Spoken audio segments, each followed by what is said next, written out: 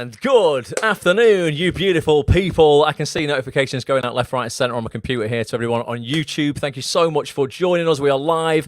It is 4 p.m. on Wednesday, the 19th of June. If you watch on the replay, it means the world as well. For those who don't know us, my name is Ross. This is producer Petch. As always, we are live most afternoons. Together we run actonthis.tv. That's Act On This, the TV Actors Network, an incredible site if you're an actor. You want to work in TV, you want to earn money from your career, you actually, want the information that can push your career forward from the biggest casting directors, the biggest agents, the biggest actors, directors, writers, producers in TV. If you want to hang out with them every single week on Zoom, on private Zoom calls as an incredible community, go get your Act On This membership, actonthis.tv, after this broadcast. Stick with us for the next hour. We are going to be chatting about mistakes, basically, Petch, today. How are you, mate? Anyway, before we dive in, how's it in Petchville? Yeah, things are good. I didn't sleep well last night, which is weird.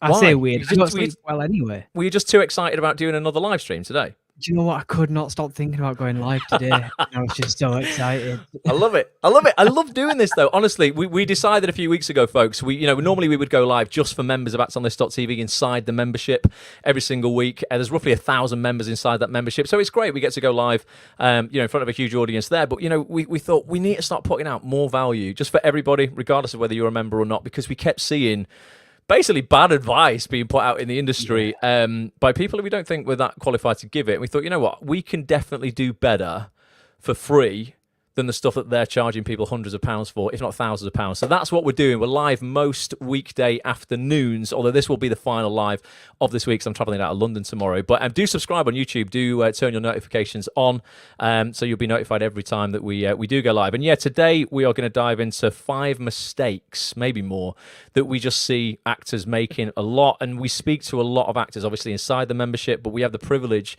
of bringing onto the site as our special guests as part of these Zoom calls some of the most successful actors in the world, really. People who have, had incredible success, earned some of the biggest accolades in the industry, Oscar winners, BAFTA winners, RTS winners, people who are achieving incredible things there, and then people who have just, made acting a full-time career for themselves, who might not be super famous, but that's all that they do. And we talk about a lot of the mistakes that they made starting off, so you don't have to. So we're going to dive into a lot of those today. Before we do, Petch, I know you always love giving people a shout-out. Who's here to shout out? So we've got Yvonne over on YouTube saying Yvonne, how you hello. doing? Got Indra saying hello. All right, Indra. Alex saying hi, Ross. I mean, I'm just not here apparently. Come on, Alex, I like it. You're prioritising the best here, so that's fine, no problem. Alex Hewitt, we've got over on YouTube and on Instagram, and Zoe Jessica is saying hi, Ross and Petch. Currently emailing casting directors and agents as we speak. Nice, I love it. Well, that's something that we can talk about today. Taking your career in your own hands and not just leaving it for an agent or chance or powerful other people to, help you get an opportunity or get work. So thank you to everybody who is joining in. We're going to be putting your comments up on the screen if you are commenting on YouTube or LinkedIn or X. If you're watching on Instagram, we can read comments out, but we can't put them on the screen. So do come over to youtube.com/Act On This TV. If you want to take part in the conversation and you want us to put your comments up on the screen, yeah, you do that on YouTube. I want to grow this YouTube channel, and you can watch all of our recordings of past sessions on there as well. So let's dive in, Petch. Let's dive into these common mistakes that we are seeing actors make. And please let us know if you have made these mistakes yourself, because I'll hold my hand up at every one of these I've made. That's how I know the mistakes. Every single one of them at some point in my career. We all do, but you don't learn unless you get an outcome maybe that wasn't the one that you wanted. I don't think there are failures in this industry. There are just outcomes, and if you're learning, we always say you are succeeding. But the first one I've got here, Petch, that I want to talk about is when it comes to agents, mate. Okay, so we've got a lot of members of our community all looking for great representation. And we get a lot of new actors coming into the community and looking for their first agent, or maybe they've left the industry for a bit, they're coming back and they're looking for an agent, now they're back in it. And we see a lot of actors like... Oh, am I on your computer? I heard my voice. He's watching it, and he's on it. He's watching it, and he's on it. We see a lot of actors jumping into bed, so to speak, not literally, obviously, with the first agent who will sign them. Okay, so you might be Yeah. looking for rep, and you're sending your show reel out, you're sending your headshots out, etc. You're writing emails to agents, and if you really don't understand this industry and you don't know who the decent agents are, who you should be writing to, which agents are of the level you are at right now, which agents can align with the place you're at in the industry right now, and realistically get you work quickly on TV, we can help you with all that, by the way. If you don't know these things, then a lot of actors just write to everybody. Somebody will write back to them, might not be a great agent, but they're interested in them. And then that actor feels elated because, oh my God, I'm validated. Somebody believes in me. And then before you know it, they might have had a Zoom call with this person, or some people even without meeting, and that's a red flag. End up signing with literally the first agent that'll have them. And I'll tell you, like, obviously there's mistakes there in terms of it could just be, not a great match. And you're then stuck with this agent you feel you can't leave. But a lot of people sign so early in the process that they might have a meeting and then they end up getting like a contract that's sent through to them before they've signed it. Two other agents that they reached out to who they actually prefer or get a better feel for or think are more established might then email them. And then I get the email, Petch, and I'm sure you've had it as well, where they go, oh my God, I just told this agent I signed with them, and now this other agent who I think I prefer has just reached out to me and said they'd be interested in a meeting. And then they're in this awkward position. They're not locked into a contract. And I think any agent that makes you sign a contract in a 2024 world is just, it's pointless really. Contracts are really not worth the paper that they're written on. None of the big agents, like the huge agents in the acting industry, have any kind of 3-month clause, 6-month clause, 12-month clause. They literally have a 24-hour period where if you want to leave, if you're a huge actor and you're signed with a massive agent, they don't make you stick to some 3-month nonsense. If you want to go, you just go, right? You don't sign anything bar a permission for them to deal with the money, on your behalf. So don't, signing crazy contracts is another mistake. But yeah, jumping into bed with the first agent that will have you can really lead people to just like hitting a roadblock straight away, and then they stay with this agent for like a year knowing that it's not really a great fit, and it just stifles their progress. I've got some other points on agents here, Petch, but what would you add to that, mate, that you see? No, I totally agree. I know that I've fallen victim to this mistake as well. I have. Not every agent that I've signed with has been like me just saying yes straight away. Like, I knew some agents and, they've offered me reps straight away. And I was like, I wanted that agent at the time. And, that was great. But there are others that I was like, oh, I'm just saying yes so that I'm repped by someone. Yeah. Because you also have that feeling, don't you? It's like, if somebody, like you said there, validates me, then other people will validate me. So maybe I'll get this agent and then I can use this agent as a stepping board for another agency. But it doesn't work like that. And sometimes I don't think people even think that far ahead. They're just so excited that someone's interested in them. I say this a lot, and people do it in relationships. People do it in actual, just normal relationships in life, intimate relationships, friendships, all kinds of things. They settle for anything in order to say they have something. So in order for them to feel validated as an actor, they feel they need to say to people outside of the industry, yeah, I've got an agent, because to people outside the industry, having an agent means like, oh, you're a superstar, because they don't get it. Obviously they're not in it. They don't realize everybody has agents really. So, to a civvy, to someone outside of the acting industry, yeah, if an actor can say, oh yeah, no, I have an agent, or I have multiple agents, they feel validated, even though those agents might not be bringing them any work and might not have got them an opportunity for over 12 months. That's another thing we end up, with actors emailing us all the time where they just can't communicate properly with the agent that they're with. They've asked them for a little meeting and they can't seem to like lock them down to any time. Their agent's like, oh, I'll just answer a few questions on email. It's like, no, I want a face-to-face meeting with you. I've been asking you for 3 months and you won't even give me 5 minutes, and they're still with these agents. There's just like a disconnect there.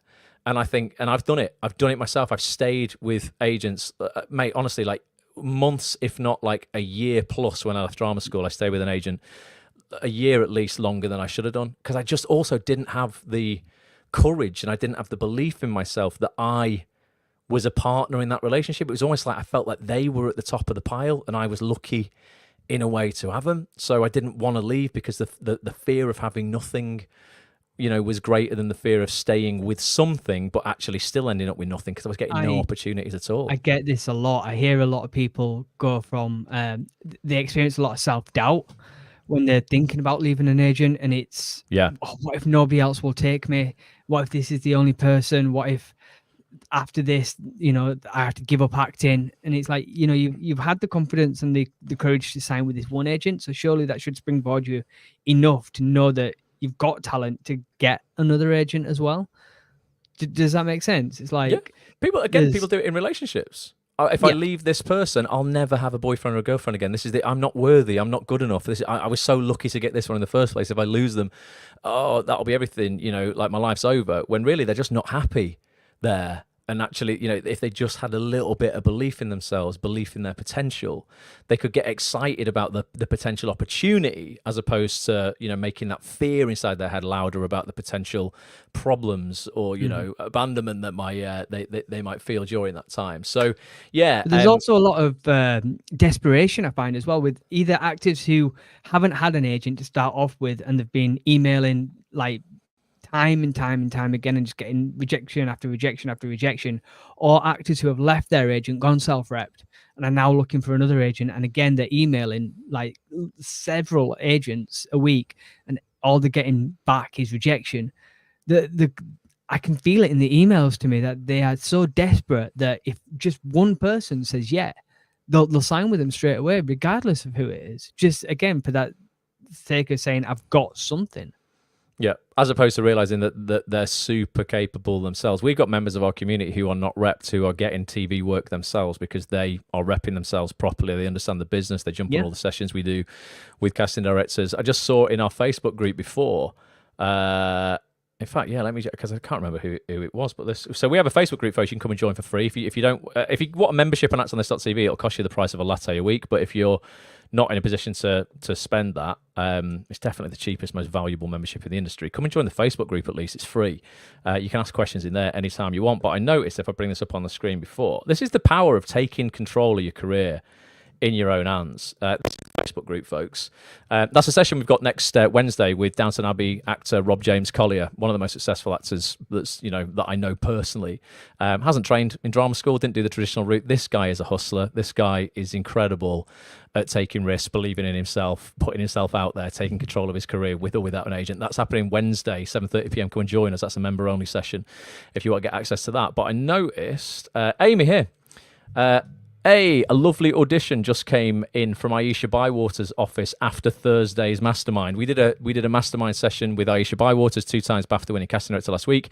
No doubt Amy has written to Aisha straight away after that session, taking from that session all the information that we divulged, everything off Aisha on how to reach out to her, what to put in an email, what she likes in show reels, what she doesn't, and it's resulted in an audition less than a week later, 6 days later, and Aisha casts massive stuff.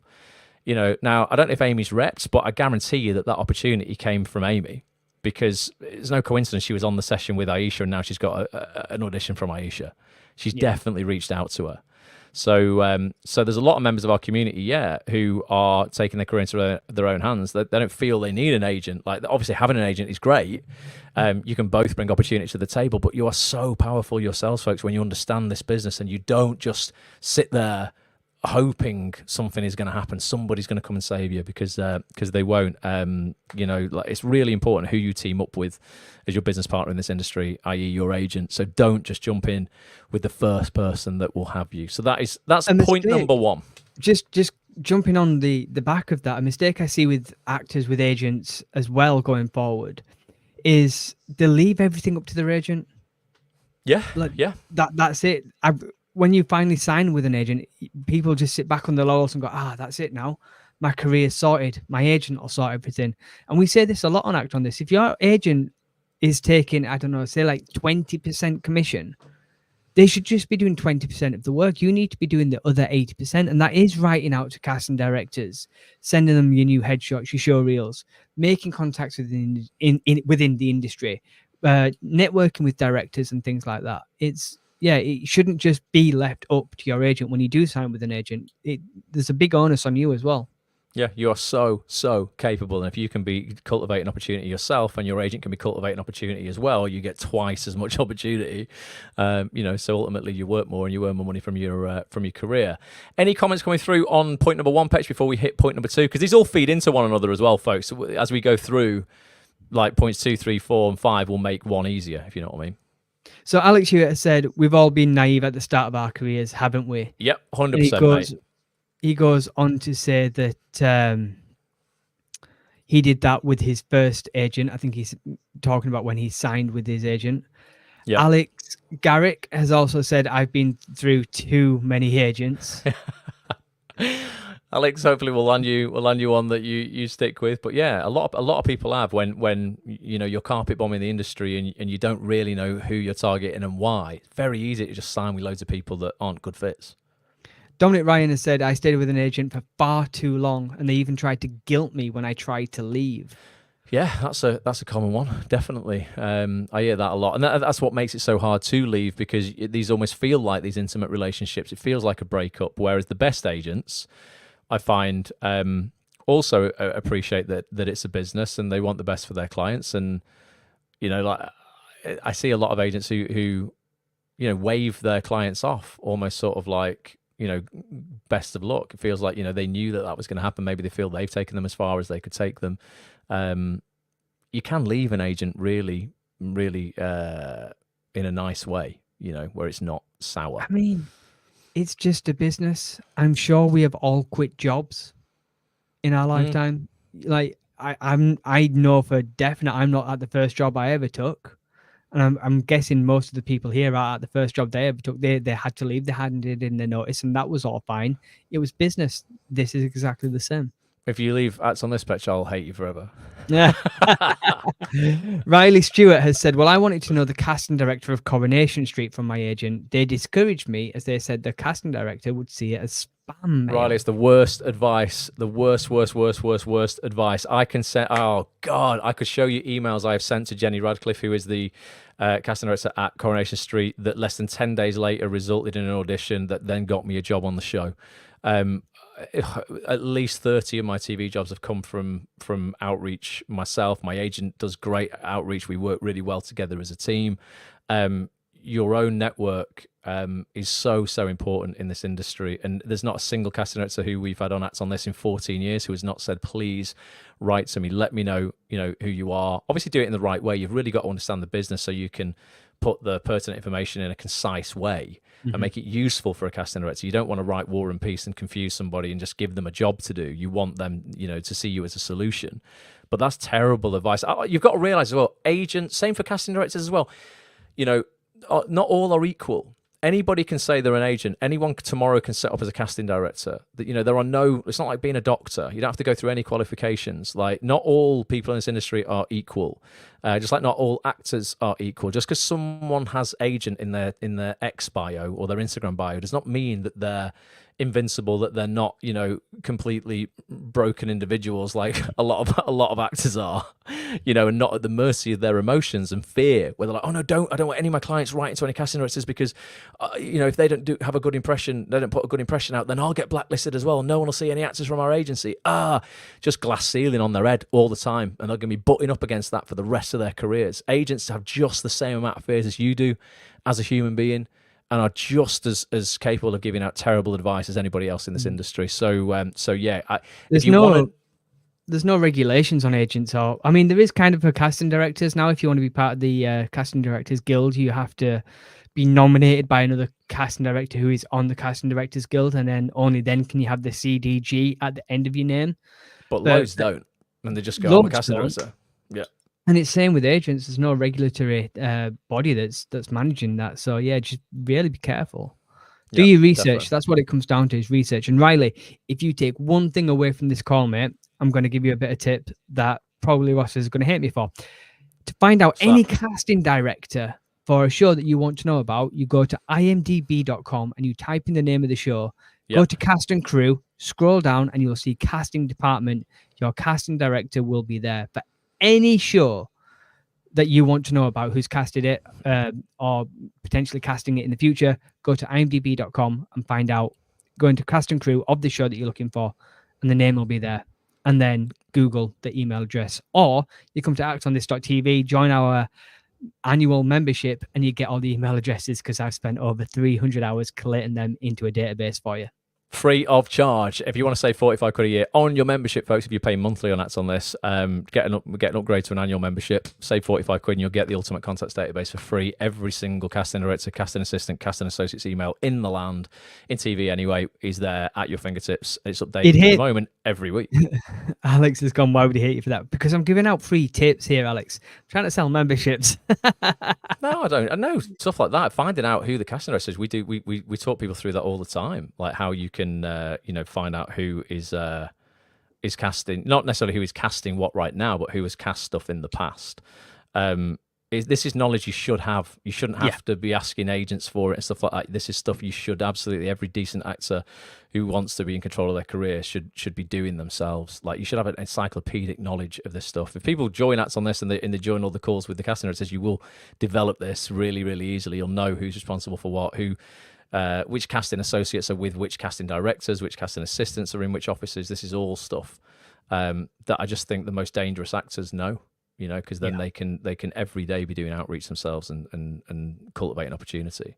So that's point number one. Let us know where you're at with agents as well as we're going through this. We can look at comments in a bit as well. Point number two, sort of feeds in a little bit to agents as well, and it's around marketing. It's around headshots and potentially show reels as well. But definitely, I think the foundational part of your marketing starts with your headshots. And what I see a lot of actors doing is going into a headshot shoot with absolutely no idea of what it is that they want to achieve at the other end of it. So they basically, walk in having no clarity over their casting type, over exactly what they're going to wear for what kind of shots, what it is that they want to get from the shoot, and who they want to send those shots to once they have had that shoot done.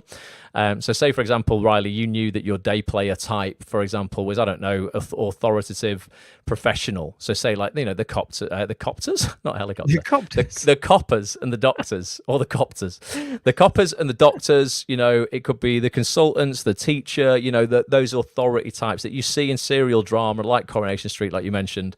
You see those characters come up all the time. If that is your casting type, a lot of actors, don't go into the shoot going, right, okay, well, I'm going to be sending Jenny Radcliffe for mail out next week at Corrie. I know my casting type is authoritative, so let's get a few shots where I look like I could be playing that doctor, that teacher, that sort of like clean cut authoritative character. And then, tell the photographer that. And then during the shoot, me and Petch did this. We had our headshots taken a couple of months ago with Tony Blake. We knew exactly what 5 shots we wanted from the shoot, exactly what we were going to wear in each of the 5 shots. And during the shoot, we could say to Tony, right, this is the first shot we want, Tony. We're looking for this. So he knows what he's trying to achieve. And then we were literally checking back on the back of the camera after Tony had taken 40, 50 shots or whatever in each setup, going, right, have we got it? Okay, right, I think that could be it, that could be it, and that could be it. So then we know when we get the headshots back, we're only choosing from 4 or 5 per setup, as opposed to going, here's 500 little headshots, go and choose which one you want. And then people go, I'm clueless, I've no idea, I'll post them in a Facebook group and you can all choose for me. It's just a recipe for disaster. So going into a headshot shoot, knowing what marketing material you want at the end of it, will mean that you get it and you don't, again, leave that part of your career to chance or a photographer who's known you for 3 minutes to do that for you. And then that feeds into show reels. When Ross says, just before you jump into show reels, when you say about looking like the day player roles that you're going for, like the authoritarian doctor, copper, it's not playing dress up. It's not buying a costume off of Amazon and going in like that and then like spoon feeding that to the casting director or anything like that. It's just getting a shot that makes you look as though you could play that role or other roles of a similar casting type. Yeah, so it's a hint. Copper, for example, it's a hint to the character. So like for a copper, it could be a blue shirt, or for the one that I did was I see myself as the friendly male nurse, that kind of pharmacist kind of person. So I wore a blue polo shirt. So it's not going in costume. It's just a hint to the character.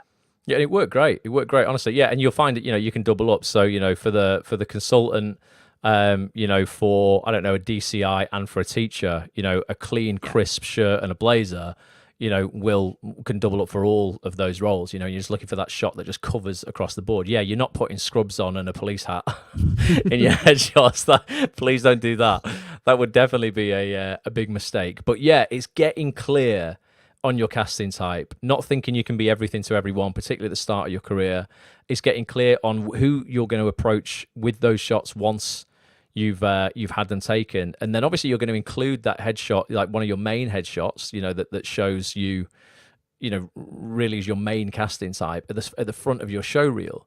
And if we get the shots right, because they're the first thing a casting director is going to see, if they click on your show reel and they see 3 or 4 scenes of you in a reel, and you are basically the person they see in their headshot, as opposed to something completely incongruent with that or the complete opposite of it, it just makes sense. Your marketing material all makes sense. If you're marketing yourself as that clean-cut, authoritative figure, teachers, doctors, coppers, and you open your show reel up with a scene as a drug dealer or a sci-fi scene where you're shooting a laser gun on Mars, they're going to go, what the hell is this? This is not matching up. And this is what we see. Incongruent marketing. So the casting director or an agent, if you're sending your stuff out to agents, as we said before, and you're getting nothing back, chances are they don't understand you. I see a lot of people at the moment who are doing this, actually. They're really confused about why no one's taking them on. And I look at their spotlight, and this is quite common for the younger end of the market. Their playing age on spotlight says 16 to 25. Mm-hmm. Like, this is why no agent's going to touch you, because they don't know who you are. On one hand, you're saying you're a school kid, and you'd get ID'd for the lottery. You can play the lottery at 16, actually, can't you? But basically, you've just left school. And on the other hand, you're saying that you could walk into a supermarket, buy alcohol, and not get ID'd at all. What do you want? You need a pick. And for me, the roles, the bigger roles and the more, the higher volume of roles come with an 18 to 25. Sack this 16 nonsense. You might think you can look younger, but don't put on your show reel opening with a school girl scene and then, switching it up into, I don't know, some junior doctor or something. You can't be both. Like, your casting type and your marketing is just not clear. So people go, hang on, I'm really confused. What does this person actually look like? And the other thing is accents as well. People start off either in their accent and then the second scene is in another accent, or they'll start off in another accent, then go to their accent. And we don't really know which is your actual accent until like 3-4 scenes down in the reel. Because, yeah, it's good to have all those accents on spotlight. Like, if you can do them well, it's great to have an RP accent. It's great to have a standard American. It's great to have a northern and a southern, but if all your scenes are in different accents, we don't know who you are. Mm-hmm. Yeah. You need to start with your own accent. We need to have a scene at the start of your reel that's as close to you as possible.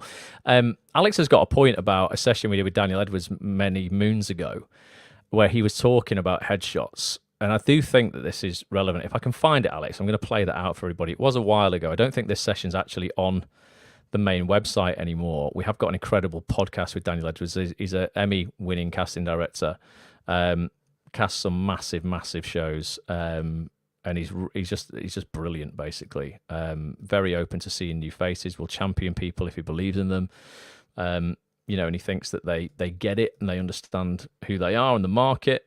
Just try to find this piece on the other sessions that we've got on the website, though, that correlate what we're saying here. Is we've got showreel surgeries with top showreel producer Chris Stone. We do that every quarter, so we do 4 of them a year, where you can actually watch other actors' showreels as well and see where yours stand up, and you can see the mistakes that they're making, because it's more clear watching somebody else make the mistakes than it is to you, because you become so attached to the material. So they're good to go back and watch. And we've got one with top headshot photographer who Ross has just said, who we went and had our headshots with, Tony Blake. Check that one out as well. That's in the members area. Yeah, we'll maybe do a full session on one of these afternoon sessions where we just talk about headshots, and I'll take you through the process of how me and Petch did this, and I'll show you the shots that we ended up with. And I promise you will see the 5 setups, and those people who've been around the Acts On This community a while and know me and know Petch, you will see and you'll understand why we did what we did.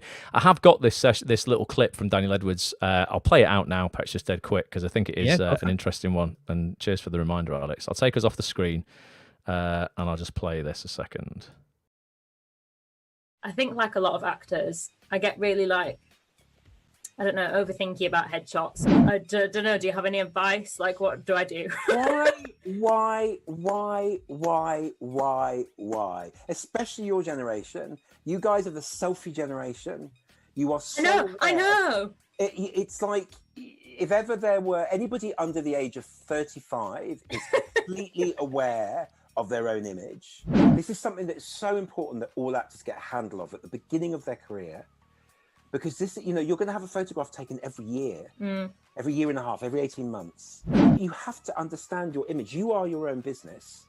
You need to look in the mirror and know who you are know who you are inside, and also what you look like, your sort of playing age, your casting bracket, all the things that you feel that your strengths lie. Don't ask the opinions of people who love you, because if you ask your mum, they're going to look at it from, or your partner or your best friends who are not in the industry. You need people to be critical, and you need to be able to look at that spreadsheet and go, what is it that I need?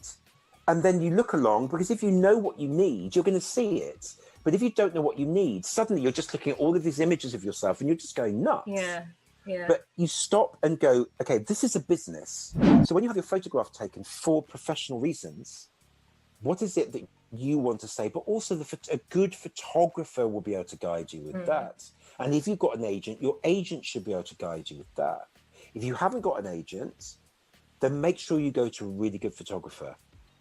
And you should know what a good photographer is by looking at the work that they've done. So please, please, please do not overthink the things that should not be overthought. You've got to be practical about the nuts and bolts of your business. You are your business. You will be your business, your freelance business, until the day you give up acting.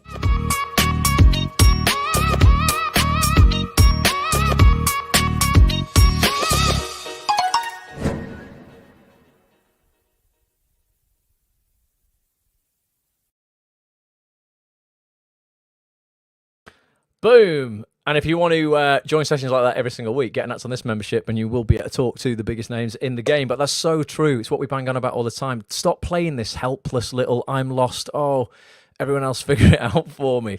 Like, this is your freaking business. You should know your casting type. Stop this, but I don't know what I am. Find out. Figure it out.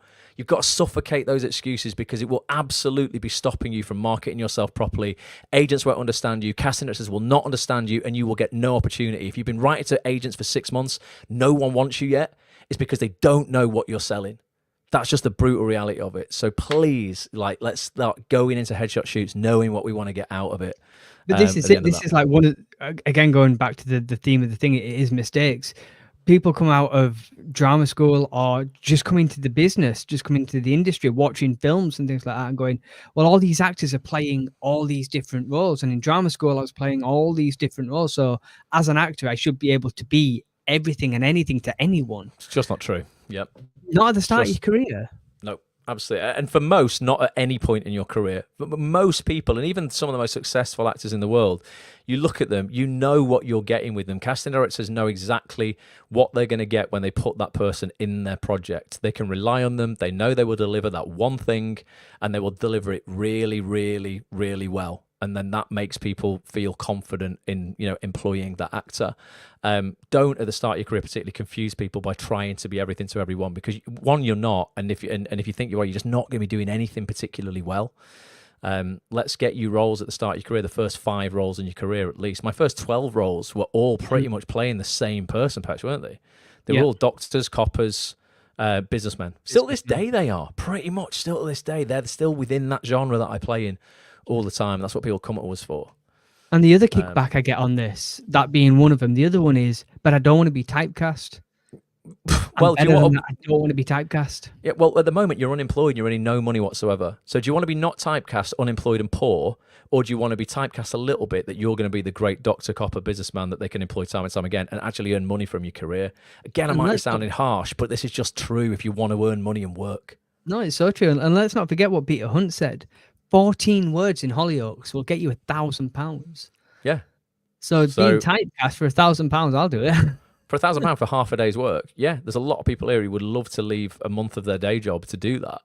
I told you at the start of my career, it got to the point where my agent was ringing up apologising that a show wanted to see me for a copper again.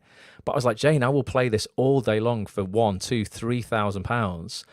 Rather than going and working in retail, which is what I was doing many more years ago than that. About 11 years ago, like I spent 11 years, in retail before I started working full-time as an actor. So, let's get you employed. Let's stop worrying about what how famous you're going to be and what you're going to be 20 years down the line. Let's just get you on the first rung of the ladder to begin with. So headshots and marketing, really, really important. Big mistakes that we see people make.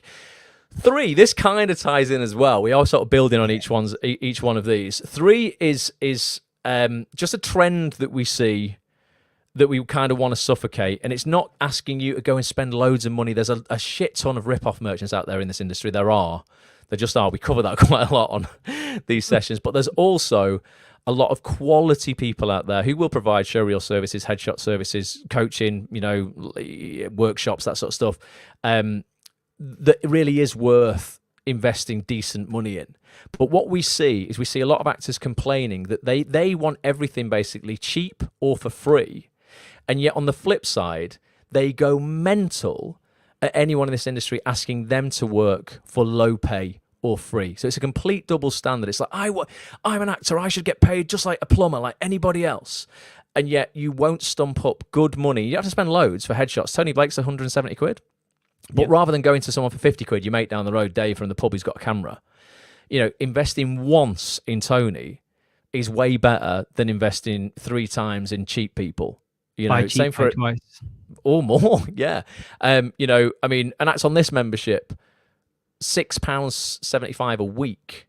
That's literally it. For an entire month of Act On This, 27 quid or less if you get a yearly membership.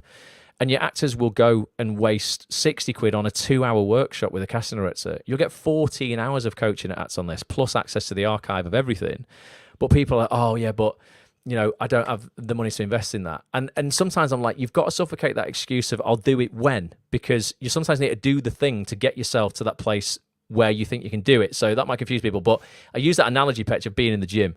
If you said, I'm going to go and lift those heavy weights over there when I have muscles, you're never going to go and lift them, are you? Because you've got to start lifting weights before you'll get muscles and you'll be able to lift those weights. So sometimes to have the money in this industry to spend on things in the industry, you need to suffocate those excuses and just spend the money to get to the point where you're going to earn that money back. Now, I never want anyone to go into debt. Don't spend loads of money on crazy stuff, but putting a couple of £100 on a 6-month interest-free credit card and paying it off with no interest over 6 months is probably achievable for a lot of people. I know there's a lot of people that might not be achievable for right now.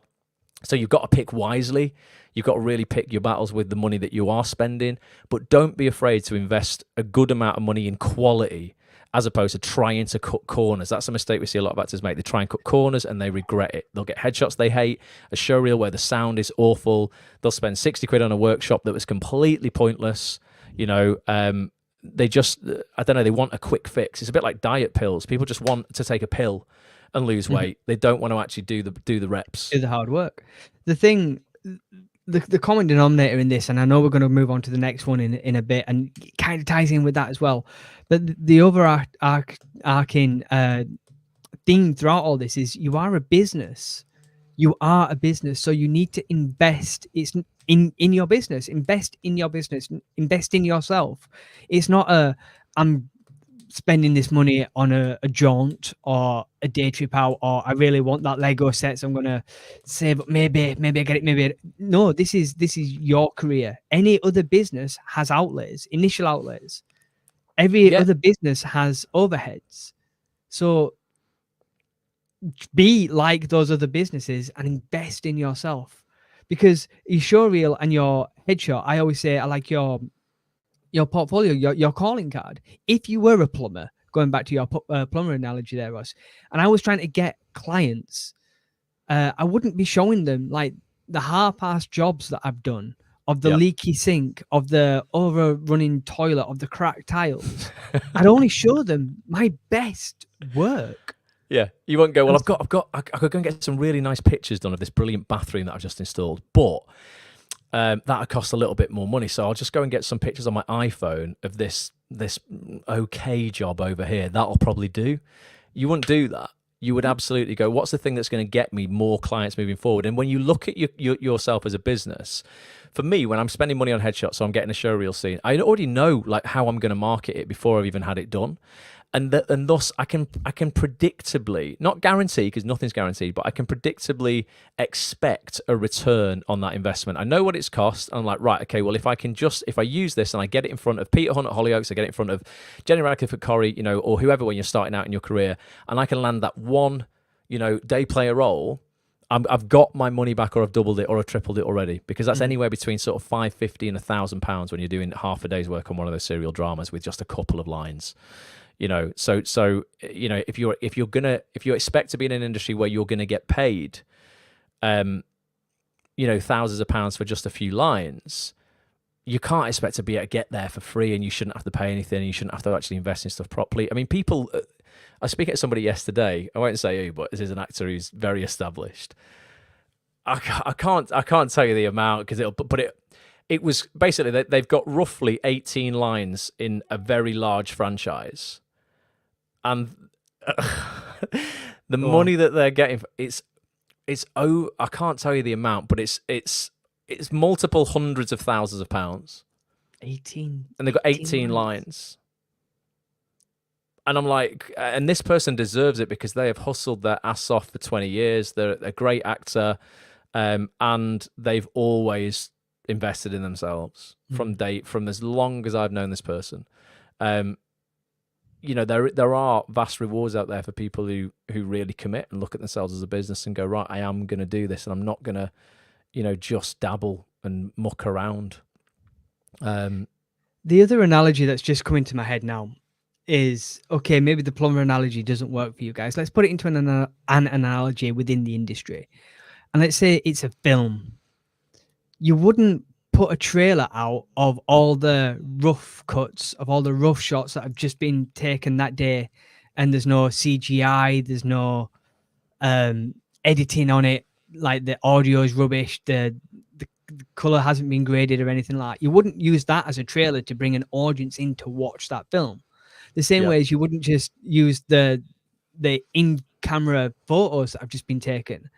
Everything goes away and gets polished up, and you know they're trying to sell that film to as a wide of audience as possible to make their money back. That's exactly what your headshot and your showreels are.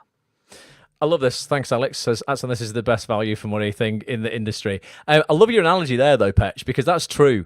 If say the Spider-Man, Marvel were going to put a trailer out for a film, they wouldn't put out uncolor graded, uncut, un-CGI'd, you know, non-scored footage and just go, look, I've got this. This will do. But I promise you, if you come and watch the full film, it's amazing. I promise you, it is amazing.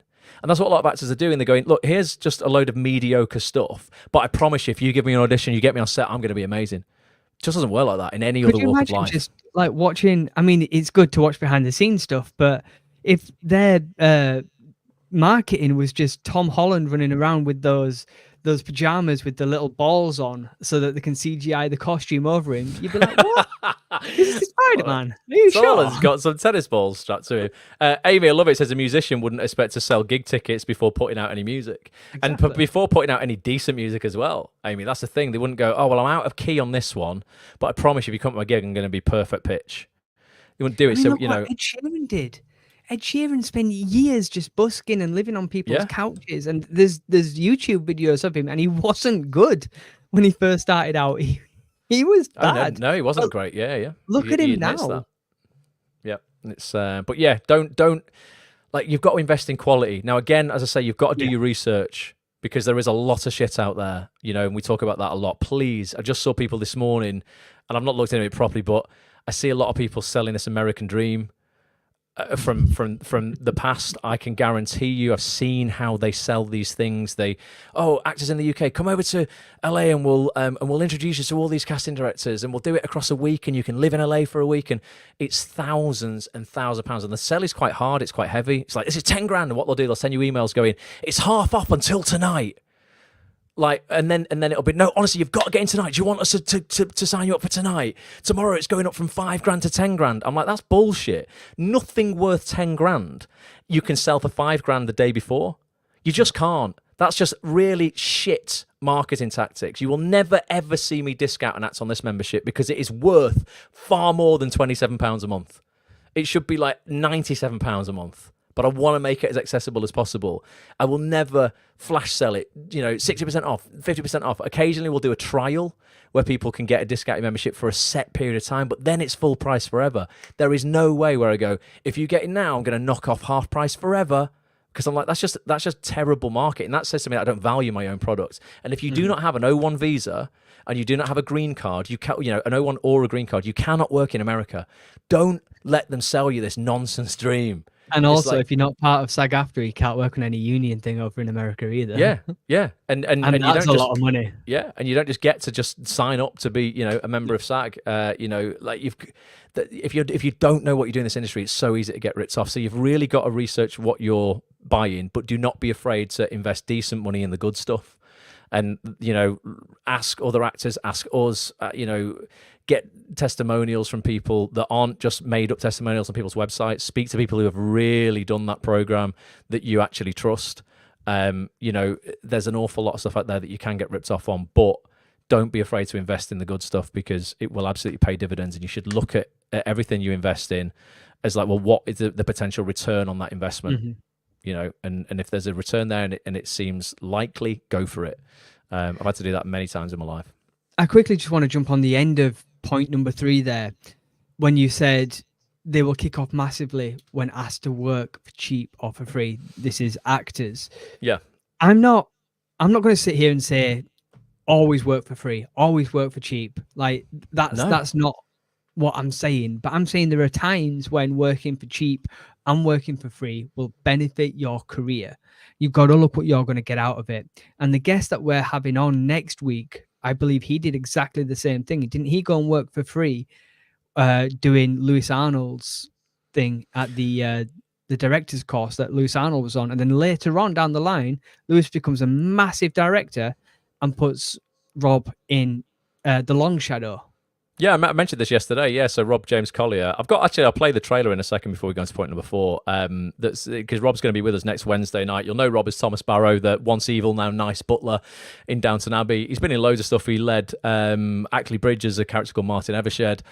He was in Fate, the Winx Saga for Netflix. He's just done Ben Wheatley, an incredible director. Ben Wheatley's Channel 4 comedy horror Gen Z that's coming out later this year, and Rob's currently filming Downton Abbey, the 3rd film in Harrogate, literally right now as I recorded a trailer with him today.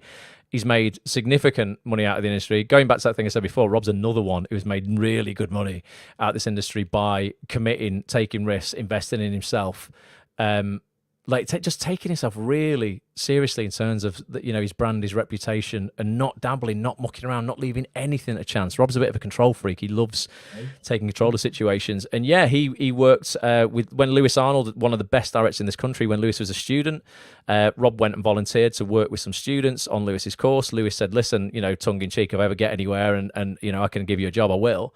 And then he employed him in one of the biggest dramas of last year, ITV's The Long Shadow. So it does work. I'll play, this is happening, next Wednesday, 7:30 p.m. This will be a cracking session. It always is with Rob. I'll take us off the screen again, Petch. I'll just play this a second, then we'll dive into points, mistakes number 4 and 5. But yeah, please come and get involved in this one, guys. You'll love it. Actors, if you are looking to supercharge your career this second half of 2024 and you want to work in top TV comedy and drama, come and get involved in this week's Act On This.tv live mastermind session. It is taking place on Wednesday, the 26th of June at 7:30 p.m. on Zoom with this absolute legend here. He's currently filming the 3rd Downton Abbey movie as the once evil but now nice butler Thomas Barrow, and you'll soon see him starring in Ben Wheatley's new Channel 4 comedy horror Gen Z. It's Rob James Collier back on Act On This. Rob, it's amazing to have you back, mate. What are we going to be covering on Wednesday then? Thanks for having me back, first of all, Ross. What we're going to be covering on Wednesday, I'll tell you what we're covering. Listen, we're out of the writer's strike. The industry's picking up. We're going to recalibrate, and we're looking forwards and making sure that we're ready to get that work when it comes in. I'm currently filming Downton 3. I'm on location in Harrogate, lovely Harrogate, filming Downton Abbey 3. We'll talk a bit about that, and also we'll talk about the aforementioned Gen Z with Ben Wheatley. There was a lot of improvisation, lots of improvisation and ad-libbing on that job, and a sort of freedom. And it's just a way of potentially to prepare to work with a director like Ben Wheatley. So yeah, we're going to talk about all things improvisation. I love it. And also, you worked on Gen Z with one of our members, Grace Blackman. Shout out to you, Grace, who you work with, Rob. So hopefully you can join this. And we're going to throw... go on, Rob. Shout out to Grace. Lovely Grace. Lovely, lovely lady. Well, hopefully, Grace, you will be there. We're going to throw the floor open as well for Q&A, folks. You're going to get the chance potentially to jump on camera with Rob, have a little one-to-one. Rob always stays to answer all the Q&A. We're probably going to go over the time limit. It's going to be a few hours long, this. Probably 2 hours, 2.5 hours or something like that. Value for money. Value. Lots of value. If you want to be there, If you want to be there, get yourself over right now to actonthis.tv/live for full details of this session and every session. We sit down literally every single week with the biggest casting directors, agents, actors, writers, directors, and producers in TV.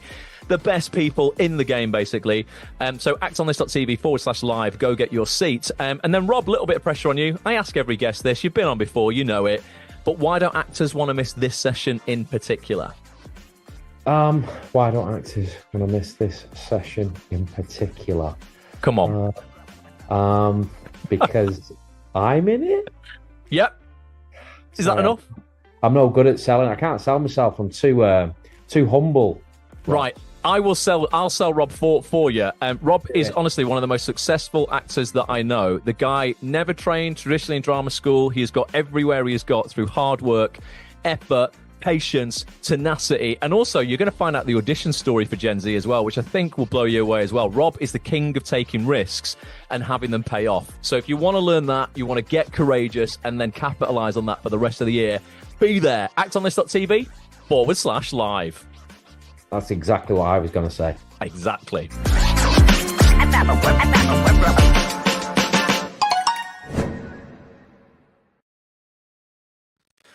Boom. actonthis.tv/live. Go get your membership. Honestly, that'll be an absolutely cracking session. You'll get to join sessions like that every single week with the biggest names in the game. I can see Alex is saying something about an echo, Petch. I can't hear an echo when Petch speaks. Anyone else hearing that? Let us know in the chat. I think it's just you, Alex. I can't hear it. Fair enough. So before we move on to point number 4, Bryony Monroe over on Instagram has said, I'm thinking about getting into the membership. Bryony has followed up, do it, you won't regret it. I definitely want to. It sounds great. Zoe's come back, the best decision I've ever made for my career. Bryony, no way. Oh, I'm definitely going to have to go for it. Bryony, come and get involved. It'd be amazing to have you. Honestly, like seriously, hopefully people can figure out from us doing these lives. We're super legit. I genuinely feel we offer the best value in this industry, full stop. We're both working actors. Look us both up on IMDb. The people we have on every single week are the biggest names in the game.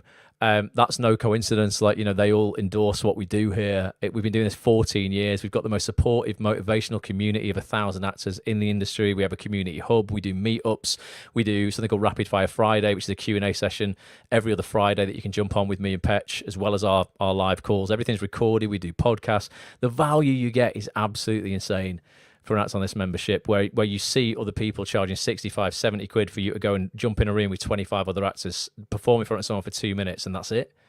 Like, that's insane. It's just ridiculous. It's just pointless as well. Like, when you understand the business of this business, you can get so much further doing this stuff yourself. So nice one, Bryony. Come and join us. If we can help you with anything, drop us a DM as well. So points number 4 and 5. Before we wrap it up, we always say we're going to do an hour, and we always do way more than an hour. It's fine. This is just a dead quick one, and we've spoken about this at length. And there's a session on this in the members area on Acts on This. I'll bring my screen up for this one to show people. Regular members of Acts on This will be sick of me saying this, but I just believe in it so much. If you go into the members area on actonthis.tv, this is where you'll find all the recordings, folks, for those people who don't have a membership. They're all in here. If you scroll all the way to the bottom, past all these incredible names, actors, agents, casting directors, into the other industry pros section, there's a session here that I did not long ago, whilst Petch was on his honeymoon, actually, a few weeks ago, Petch.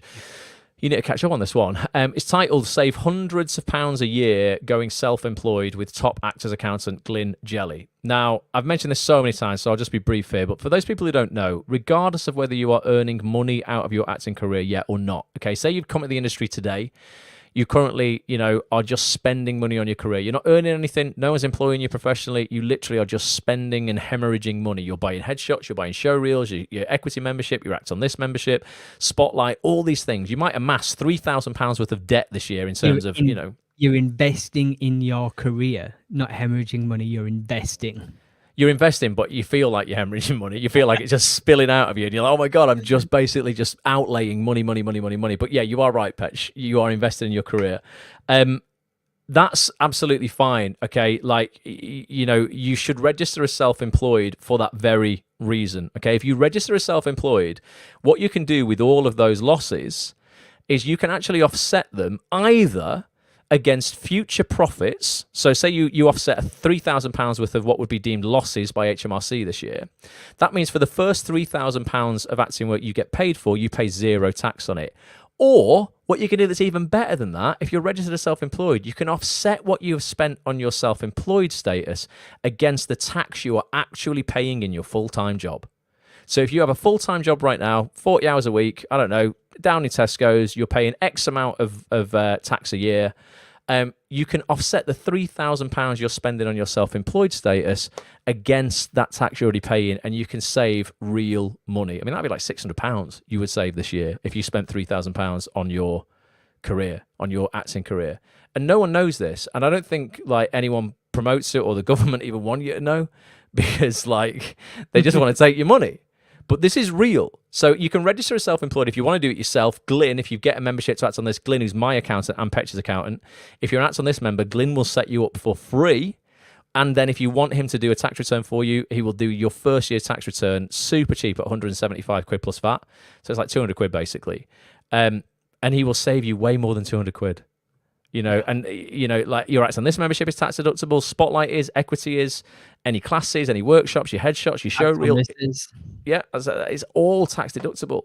So if you're not registered as self-employed, it's a huge mistake we're seeing actors make. And just from a psychological perspective as well, if you register as self-employed, you are truly committed then. It's almost like a vote for yourself to go, yeah, I'm taking this seriously. I'm not just hoping for some lucky thing to happen. I'm actually committed to this. I'm dedicated and I'm working to make it happen myself. Mm-hmm. So if you are an Act On This member, go check out that session with Glyn. There's a special offer for you guys. He's changed my life financially in terms of the ease of doing tax and making me tax efficient. I would just recommend everybody, if you are committed to actually making a career out of acting, you register as self-employed as soon as you possibly can, and you start saving that money that otherwise you are just giving to the taxman for nothing. Yeah. And that's it on that one. I mean, it's just pretty straightforward. Let us know who here is, if you are here live, let us know who here is actually self-employed, or if you've thought maybe like everybody else, you had to be earning loads of money from your career to make it worthwhile. So Jessica on Instagram has just said, I've just submitted my accounts with Summit and I've signed up with them for another year. They have been amazing. That's Glyn. Yeah, he's a ledge. Really, really, honestly, he's brilliant. I wouldn't use anybody else. You know, he's just great. And I only recommend people that I use myself, folks. Lots of people try and get us to promote them and they want to pay us. And I always say, no, I don't want your money. I'm not promoting anything that I don't use myself because I can't actually vouch for it. So I don't promote anything. I don't get paid for anything I promote, basically. Headshots, Tony Blake, I always recommend. Chris Stone for show reels, Glyn for tax. Like, these are people that I use in my own career, so I can absolutely wholeheartedly vouch for them. But yeah, do let us know. I've just realised, Petch, I'm going to put some music on. Let's put some pop music on. You're not got any music on? No. Let's put whilst you're doing that, I'll just do a recap for anybody who has just joined us. Now we're about an hour into this live stream, and we are talking about the 5 common mistakes we are seeing actors making in the industry today. So number 1 was signing with the first agent that will have you. Basically, it's a lack of knowledge of the industry. Number 2 is their marketing material is incongruent with who they are. So it's knowing who you are and getting headshots and show reels and everything aligned into that. Again, just a knowledge of the industry. Number 3 is they want everything for cheap or for free, but kick off massively when they are asked to work for cheap or for free. Remember, you are your own business and you have to invest in yourself likewise. Number 4 is not registering as self-employed. Again, all of this encumbers the topic of treat yourself as a business. Yep. Nice little recap from Petch. Yeah, honestly, we'll go over this again at the very end, folks. But yeah, hopefully that self-employment thing alone, if you take something from today, will save you hundreds of pounds if you really get a grip on and a handle on that. And the last thing, go on. 1 second, dude. Carolina Koala 10 on Instagram has asked, where can I find Glyn? So Glyn runs a company called Summit Chartered Accountants. So if you go to him direct, you can go to his website and that sort of stuff. If you are a member of actonthis.tv, was it say Carolyn? Was it? Who was it? Carolina. Carolina. Member of actonthis.tv, Carolina. There's a full 2-hour breakdown in the members area with Glyn where he goes through everything to do with tax and accountancy for actors. So we literally walk you through step by step how you go about getting self-employed, when to go about getting self-employed, everything that you can claim that's tax deductible, everything that you can't, because a lot of stuff that actors get confused about as well, and they put claims in for stuff that HMRC, if they investigated them, would fine them for. And then Glyn does a deal for all of our members. Yeah, basically, he'll register you self-employed for free if you're an Act On This member, and he will do your first year of accounts for £175 plus VAT if you're an Act On This.tv member. If you're not, I'm sure it'll cost you more and he won't register for free. So even if you got a membership for a month and got the code out the members area, you're going to save more than 27 quid. But stay. You would want to stay. If you're not already a member, Carolina, then stay, because you will get, the best coaching in the industry, full stop, every single week. But yeah, Summit Chartered Accountants is Glyn's company. Just to clarify on that as well, Samantha Lawton has asked, so it's £200 or £170 plus VAT for the year, not the month. Oh God, no, not the month, Sam. That'd be well expensive. No, for the year. For the year, that's it. Like, for him to put a return in for you and register for self-employed, it'll be £175 plus VAT. So it's £175 plus 25%. So it'll be just over, plus 20%. So it'll be £32.50. It'll be just like about 207 quid. £207.50 or something like that. But the Glyn, your accountant's job, his entire job, is to save you more money than he costs you. That's the whole point of accountants. Accountants would be out of work if they were costing their clients more than they were saving them. There would just be no point in having one. So yeah, that is Glyn's job. But yeah, that's in the members area, and Summit Chartered Accountants is the company. It's just worth it, him doing my tax return and me not having to stress about it. It's worth that time. The time I used to spend doing my own tax return and counting everything up and making sure everything's right. And, it's worth just 200 quid for somebody else doing that. Not only that, what Glyn also offers is like a protection. So if HMRC do come and investigate you, which they can and they probably will do, it's easier to get money off of the small fishes than the big fishes. And there is a roulette wheel going at all the time in HMRC, and it could just land on you. If you do get investigated, Glyn sorts all that for me. I don't have to worry about that either. Yeah, well worth the money. You can pay like a little insurance thing. But yeah, those people who are like, it never happened to me. I bet there's lots of people who thought they'd never get picked up for jury service. And when you get picked up for jury service, you're like, oh God, I've got to give up 3 weeks of my life or more. That's what HMRC has going. It's just like Petch said, a little roulette wheel. It can land on you at any time, and they will just do an investigation on you. And that can happen to anybody, regardless of how much money you're earning. So yeah, having things like that in place is really good. So you don't have to spend all the time addressing that. So the final point. We will recap at the end, Noah. So don't you worry. Yeah, we're going to go through it all. Final point on these 5. And this is just a little bit of motivation and inspiration, folks. We're seeing a lot of people do this as we're hitting we've just passed the first half of 2024. We see a lot of actors giving up or getting despondent way, way, way too early in the process. We've interviewed so many actors over the last 14 years on actonthis.tv for our members, and there's some absolutely incredible stories of tenacity, overcoming adversity, turning adversity to people's advantage, and people staying in the game long enough for something to actually happen. We've seen people as well almost like walk away from the industry and then be dragged back in it. They were just about to leave and then something happened to them. They ended up as a regular in a big TV show and it changed their life. A lot of people get to, the halfway point, 6 months in and like, that's it. 2024 has not been my year. Forget it. Nothing's going to go right for me. Their attitude changes. They get down on themselves. They stop taking action. Thus their potential to achieve things decreases. The results they get isn't very good, and they go, I told you this just wasn't my year, and it goes round and round and round. So it's just staying in the game. We put a little clip out today, Petch. I put it out on our Instagram. Come and follow us on Instagram as well. If you're watching on Instagram, make sure you follow Acts On This. And on TikTok. Yeah, we're doing more. Follow us on everything. Acts On This TV on everything. But I put a little clip out from, we did a quarterly episode of our podcast for members called Table Talk, where me and Petch sit at my kitchen table and we basically chat for 2.5 hours about the current state of the industry and all of the issues that have come up for our members over the last 3 months. And one of those things was just, first half of the year, people are quitting. People are sort of like getting down on themselves. And I'm just talking about me starting out. I started out not having a clue about the business of this business. And it really... it just made everything so much harder. It's why I set up actonthis.tv, because I was like, if I'd have had this when I left uni or I got into the industry to begin with, I could have saved myself 6 years. But I want to play this little clip.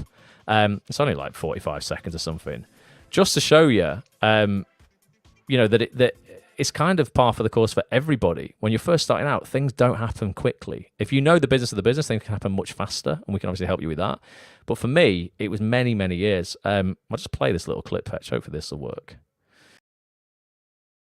if you really believe you've got something to offer, like, and you keep putting stuff out there and you keep showing up, your time will come, you know, but you might just have to wait. And the wait for me, God, there was 6 years after drama school, you know. So if you've not at least had, you know, if you've had nothing yet and you're not at least 6 years down the line, you're doing better than I did to start with. If you can get something within the first 6 years of starting as a professional actor, you've done better than I did, because from leaving drama school till around 2010-ish, I didn't have a clue what I was doing, mate. No. Did not have a clue what I was doing. I was stood in game, the computer game shop in the Trafford Centre, hoping Peter Kay or Paddy McGuinness, when they came in to buy an Xbox, would somehow discover me. Mate, honestly, that's literally how stupid I was. Like, I'm not even joking. I literally had such a lack of knowledge of this industry. I was leaving my career down to somebody famous coming into the shop that I worked in, me serving them and going, they'll give me some advice. Maybe they'll discover me. They'll give me a break. I mean, bless me. I literally had no idea. And I trained at one of the best drama schools in the country. I just had no idea of the business. You did go and work with Peter Kay a bit later on, though. I did actually go work with Peter Kay. Yeah, many years later, and not anything to do with working in a computer game shop. That was because I'd made connections with a fantastic casting director called David Martin. Bless him, he's no longer with us, unfortunately. He passed away a couple of years ago. One of the nicest souls in this industry. And David gave me a shot at auditioning for a show called From Cradle to Grave that starred Peter Kay. It was based on Danny Baker's life. Peter played Danny's dad in it. And it was one of the funniest experiences that I've ever had. I got to work directly with Peter in multiple scenes, and we had a great few days on that drama. And I didn't have to wait for him to come into the shop and save me. I went to him. When I learned how the business works, I went to him and I got that job. So yeah, it's still in my showreel, I think, to this day. I have a proper Cockney accent in that. But yeah, that was a nice little result. So yeah, stay in the game, folks. We're only halfway through this year. We're only halfway through. Everything to play for. Anything you've got to say on that, Petch, before I do a recap on all 5 points? Yeah, it's funny. Like, I think we've had this conversation before, and you said to me that 2 people out of your whole year group at drama school are still in the game. That's it. Me and Claire Jones, as far as I know. I think somebody called Ruth still does a bit of like music stuff and kind of poetry and stuff like that. But the people I would have bet the most money on succeeding have quit. All of them. The people I thought, they'll make it. They've got it. They didn't stay in the game long enough. Psychologically, they couldn't hack it. And I get that. And I'm not saying if you're really, really miserable and happy, don't stay. You know, you'll be a fool to. But, you know, if you really, as I said in that clip, feel you have something to offer, and you really feel in your heart of hearts you have something to offer this industry, then your time will come. You know, it absolutely will. But as I said in that clip, you might have to wait a little bit. And for me, that was 6 years of getting it all wrong, getting so sort of like, you know, I don't know, down on myself, going, what the hell is going on? Something has to change. That I thought, hang on a minute, I need to actually understand this business. And I started to work in casting for a bit to understand it. And then the knowledge I got there, I started imparting Acts on this. And this is us 14 years later. It would be interesting to know the numbers of how many people give up each day, because as long as you're still in the game, your chances get better daily. Because there are people that come into the acting industry, you know, at different times. They're not all just coming in from drama school, but usually the younger people.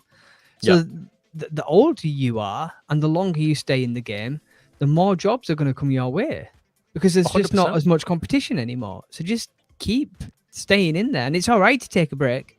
It's all right to do something else to recharge, but you know, the industry isn't going anywhere. I mean, like Rob just said there in his clips, we've had a writer's strike in America. We've had the actors' strike in America. We've had an international virus that had gone around. I'm not even going to say the word. Don't say the word on YouTube. You're not allowed. But do you know what I mean? Like, things have been thrown at this industry to shut it down, and it's still going. And if we can survive all that, you can survive in it for another day. Just another day. Because you don't know what's going to happen tomorrow. Yeah, as you're getting older, you should be getting better. Ideally, life should be getting easier, because you should be upskilling, you should be becoming more capable. People will drop out every day. So many casting directors have said to us, particularly for females over 60, that's a huge, sort of like, not huge, there's a lack of those people. So it's a tiny pool casting directors have to choose from in that bracket. There's more competition for us fellas, but yeah, the longer you stay here, the more experience you're going to have in life. You know, the more emotional intelligence you should acquire. You'll experience things that you can put into your work. And this is a great career because you can really do it for forever. Definitely. Rick Carr, I've got his comment up on here. Rick's an absolute mother hustler. He's constant. Honestly, Rick's got a great attitude in this industry, great actor. You'll see Rick basically running around shooting people in Boat Story. That's what he does at the moment. But he says, David, you're talking about David Martin was a good and gave me my first couple of chances. Rest in peace. Yeah, David was such a great guy. That's the thing as well. Casting directors want you to win. They just do. They're not against you. Again, anyone whose agent's going, don't write to casting directors, they'll look at it as spam.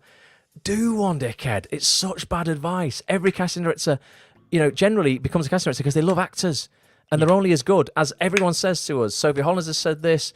Who was it who first said we're only as good as the actors that we know? It wasn't Sophie. She did say it first. She said Andy it, but Morgan. it was Andy Morgan. Yep, he said his exact words were, if someone says to you they don't want email, and he flicked the bird at them, didn't he? He did. So that's your job. It's your job as an actor to let them know you exist. But Rick, like you say, he's just gone from job to job to job. Or so it seems. He'd be a good person to bring on for a chat. What do you say? We said Rick? we said we'd do a podcast, You up for Rick, didn't we? Yeah, I said I texted Rick, but then he texted me back showing me he was on a plane to LA. Going, I'd come on, mate, but I'm going on. I think it was work, wasn't it? Bit of work, bit of pleasure. But yeah, Rick, we did a podcast with Rick a few years ago. Rick, it's not on. You'll be sad, but it's no longer on the website because it was so old. Let's update it. Let's do a new one, mate. We'll do a new one soon. But Alex here has said, like Melissa John said, another actress that we've had on Act On This, always hang on one more day. Yeah, one day at a time. One day at a time. So to podcast recap, was great. yeah, that's on the members area right now. Really good one about owning adversity and taking control of a bad situation. Melissa had a phone hacked, had some intimate pictures stolen, and Do you want published in her the trailer? papers. I can get it going. I can upload it whilst I'm reading the five comments because if you think you're having a rough day today, and you're like, oh, my life's full of adversity, let's show you this. Where will it be? Let me get this ready for people. Melissa trailer final. 135 meg. Hopefully this is small enough to upload. Right, that's uploading. Whilst I upload that, let's recap on these 5 mistakes we see a lot of actors making. First one, as Petch said before, signing with the first agent that will have you. Okay, and that comes about by really not understanding, where you are in the industry, what you have to offer, which agents would be right for you right now. Accepting anything in order to say that you have something in the industry. Please don't do that. Value yourself, understand this industry, research agents. If you need help, ask us. If you become a member of ActOnThis.tv, you will have dozens of interviews in the members area with the best agents in the industry, right from those who would be great for beginners and entry-level people, right up to those people at the top of their careers. Point number 2, your marketing needs to be congruent. Your headshots need to absolutely be to casting type. It'd be very clear who you are when you're getting these in front of casting directors. That needs to be congruent with your show reel as well. Too many actors are going into headshot shoots expecting the photographer to do all the work for them and not having a clue what it is they want from that shoot before they go in. It's a recipe for disaster. You'll end up with 600 little proofs and you won't have a clue which ones you're going to choose. Point number 3, a lot of actors want everything cheap or for free. They want to cut corners, shortcut stuff, yet they won't work for cheap or for free. And we agree with that. Don't always work for cheap or for free. But invest in the right stuff. And again, it comes down to the knowledge you have around this industry. What is quality? What isn't? Who are the decent people in this industry? Who are the sharks? Who are the people who will just take your money and run off and ditch you? Something that we will never do. Point number 4. Not registering as self-employed. You're throwing at least, I don't know, I'd say most people are throwing 500-600 quid a year away in tax they don't need to pay because they're not registered as self-employed. You don't need to earn a penny from your acting career to be registered as self-employed and save money. You can offset your expenses in acting against your full-time employed income and the tax you pay there. And point number 5 was, let's not give up or get despondent too soon. We see a lot of actors giving up just before they're about to strike gold. Don't let that be you. I've got Melissa's trailer here now. It's uploaded. Should I play it? Yeah, let's give it a play. For anyone who thinks they're having a bad day, this is in the members area. Go and watch this. This will inspire you. Melissa's an absolute, inspiration herself. She's an absolute legend. The way she handled this. I think I can just play this. Let's have a look. I was making my family proud, and I was making other people proud, and I was getting awards for making people proud and trying to make a bit of a difference. And then suddenly this newspaper came in and said, you're a dirty little slut, essentially, and we're about to show the world your naked photos.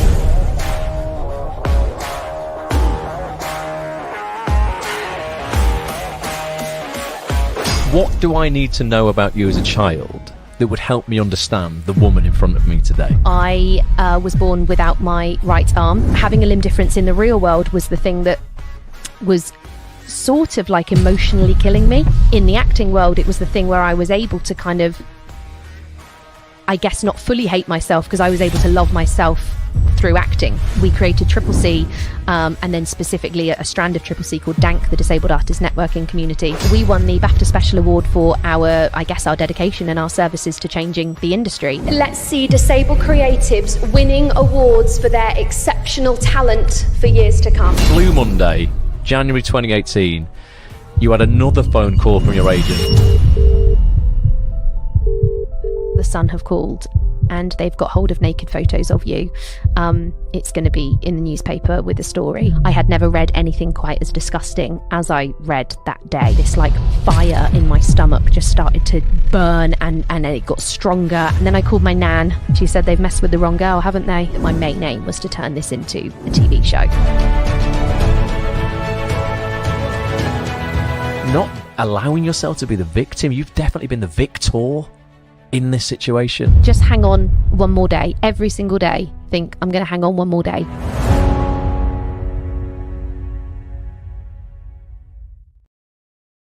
Oh, it's good, isn't it? It's good, honestly. Hang on one more day. Because the stuff that Melissa had to put up with, and now she's starring in incredible TV shows. She turned that horrific story, you'll hear about it in the podcast, into a TV show that now she is pitching and hopefully will be commissioned. She's really far along on that. Like, there's always a way. There's always a way. So that's in the members area right now, and along with hundreds of hours of other stuff. Just because we've played that one, I really want to see the Daniel Edwards one now. That was awful as well.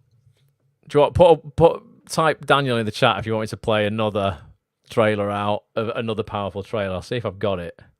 Have I got it? I've got the square one of Daniel. I might only have a square one. Alex said legend, and Zoe has put so powerful. And Yvonne has said Daniel, the people are calling for it. They're all calling for it. Okay, I've not got the full version. I've got a square version that we would put out on Instagram, but let me, I can still upload this and I can play it. I mean, these are the conversations we have with people, folks. This is not like surface level nonsense that you're getting a lot of other podcasts like, well, what makes a good actor then? It's boring. You know, we literally give you stories every week of people who are or have been in the situation you are in, or way, way, way, way worse, and have come through and achieved all of the things that they wanted to achieve. There's always a way if you want it bad enough. You know, you'll always find a way. Or you'll find that excuse patch that we talk about where people go, oh, it won't work for me. It will. Take control of your career. This is just uploading now. This will be the last one we play. I feel we've over-delivered again on this one. We said we'd only do an hour.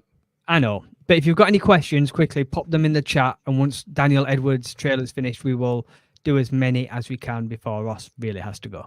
No, it's all right. We'll do 12 more minutes. We'll do till 5:30.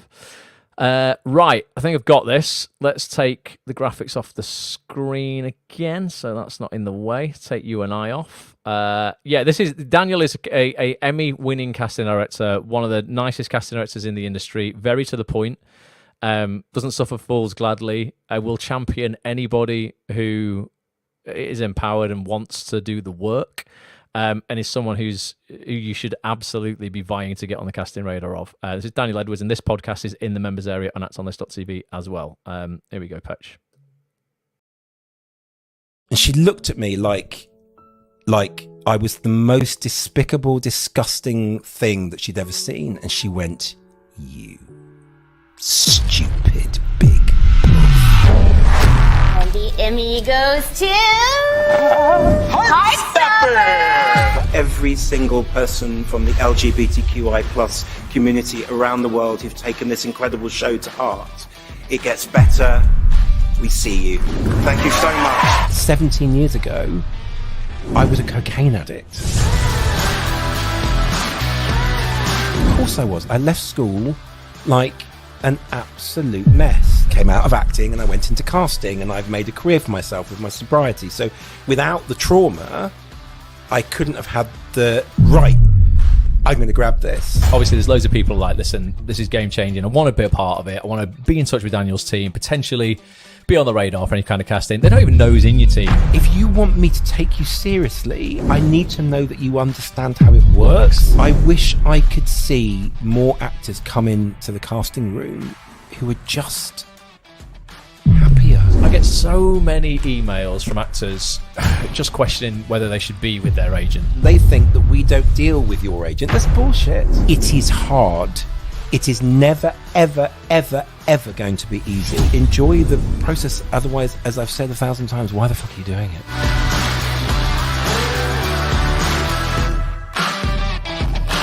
I can't bear the thought that people would think I'm a wanker.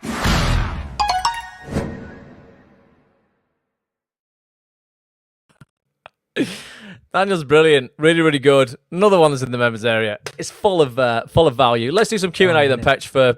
We got 10 minutes left. That's it. So Faith Rhiannon Dent on Instagram has asked, is your platform for all ages, as in children? I am 15. I met Lewis Arnold on the drama Time, and he's a lovely man. We did a deep dive in the. You'll definitely, if you join. So I would say it's sort of like, we don't deal in kid stuff, but you're months away if you're 15 from being classed as an adult in this industry. You will no longer need a chaperone. You will no longer need licensing or anything like that. If you take your career seriously and you really want to do this properly, and you're happy to watch videos and take in this knowledge and, you know, really implement it and act on it. It's why we're called Act On This. Go away and take away this information, actually do something with it. It's perfect. We had a member called David Carpenter sign up when he was 16. He now stars in ITV's The Bay. He was a perfect example of somebody who came in and really rolled with it and like implemented everything that we that we talk about. And yeah, I wouldn't really suggest it for people younger than that. We get a lot of parents joining Act On This who want to steer their kids' careers, if they're younger, in the right direction, but 15's old enough, definitely. There's a session here, Time Cast and Crew Q&A. So we had Stephen Graham on this. We had Lewis Arnold. We had Sasha Spark, Hannah Walters, Stephen's wife. We had James Nelson Joyce. We had loads of people. It's like a round table chat. If I just show you how this works. We had people drop in and out of this, like on a Zoom call. There's Lewis in the middle. There's James down bottom right. Tom Sherry, he was the head of the BBC at the time. We had Stephen and Hannah joined a little bit later. There's Hannah. Stephen will be knocking around. Stephen was a bit before. Who's a bit before? Is that Stephen there? There's Stephen in the background there with Hannah. But yeah, so we did a great session there. If you worked with Lewis on Time, go check that out as well. But yeah, I think you can actually check that one out for free at www.actonthis.tv/time. Yeah, that's available right now. Yeah, it's on this.tv/time. But yeah, go and go check that out, or dive at the members area if you really want to commit to your career. 15, yeah, that's fine. I wouldn't go younger than that though. But you'll be 16 soon, I imagine, and then it's just like you're an adult in the industry. What else, Alex Petch? Hewitt has asked, any updates on the guests that I suggested? I can't remember who you suggested, Alex. There's updates going on all the time. We got Rob James Collier. We got Mickey Jones on the week after next. Who did you give us? I can't remember, Alex. We've written them down. I can't remember who you suggested. They're in our community hub, which all members get access to. And there's a circle there that says suggested guests. So as long as you put them in there, Alex, we are keeping an eye on it, and we will be reaching out to guests as and when we can. Yeah, we've got a list of everybody, Alex. So if it's in there, mate, then yeah, keep your eyes peeled. Yeah, there's many weeks of this year left yet, so there's plenty of spaces to fill up. Yeah, defo.